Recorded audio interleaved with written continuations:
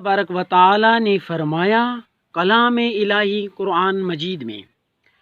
گفتگو کے دوران بدتمیزی نہ کیا کرو۔ اللہ تبارک و تعالی فرماتا ہے گفتگو کے دوران بدتمیزی نہ کیا کرو، لہٰذا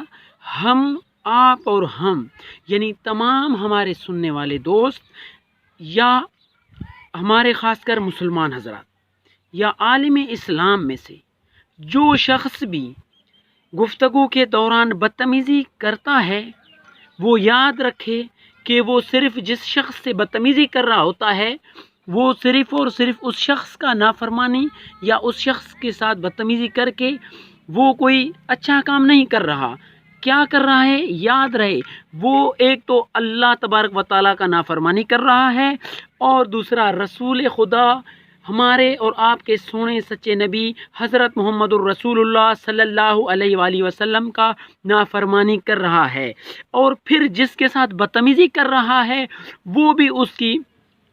جہالت ہے اور وہ اس کی خطا ہے۔ بدتمیزی کرنے والے انسان کے ساتھ کبھی بھی کوئی اچھا برتاؤ نہیں کرتا۔ جو اللہ اور اس کی رسول کا نافرمانی کرتا ہے اور پھر وہ سامنے والے کے ساتھ بدتمیزی کر کے اس سے کیا امید رکھتا ہوگا؟ اپنی بھی دنیا اور آخرت کو تباہ اور برباد کر دے گا، اپنی اخلاق کا ستیہ ناش کر دے گا، پلس میں سب سے بڑا اس کو نقصان یہ ہے کہ وہ اللہ تبارک و تعالی اور آقائے دو عالم صلی اللہ تعالی علیہ وآلہ وسلم کے سنتوں کا خلاف ورزی کر رہا ہوتا ہے، یعنی نافرمان